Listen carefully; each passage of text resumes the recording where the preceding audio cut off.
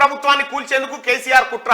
లోక్సభ ఎన్నికల తర్వాత ఎప్పుడైనా కూలిపోయే ప్రమాదం ఉందని సంజయ్ అంటా ఉన్నాడు. కాంగ్రెస్ లో కేసీఆర్ కోవట్టులు ఉన్నారు.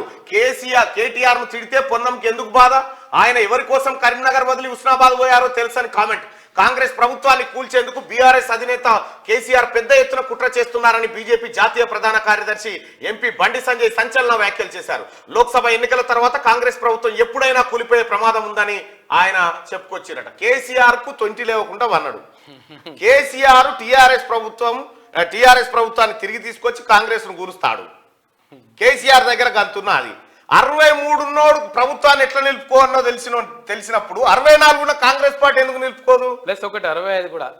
కేసీఆర్ ఆట మొదలు పెడితే ఎండింగ్ ఎట్లుండానో ఉంటదని చెప్పింది కదా ముఖ్యమంత్రి రేవంత్ రెడ్డి గారు. మొదలు పెట్టని మరి. బీఆర్ఎస్ కు అంత శక్తి లేదు, మేమేమంత వీక్ గా లేం. కూల్చుడు మాటలు బంద్ చేయాలి. పొన్నం సంజయ్ జ్యోతిష్యం చదివాడని తెలియదు.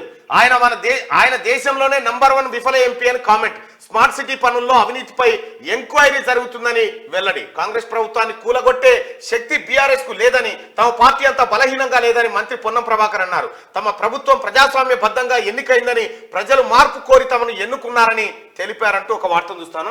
ఈ రెండింటి వ్యాఖ్యల్లో చూస్తే కేసీఆర్ కాంగ్రెస్ ను కూల్చాలంటే మోడీ మద్దతు తీసుకోవాల్సిందే. మోడీ కాంగ్రెస్ ప్రభుత్వాన్ని కూల్చడానికి మద్దతు ఇస్తాడా అనేది భారతీయ జనతా పార్టీ స్పష్టం చేయాలి.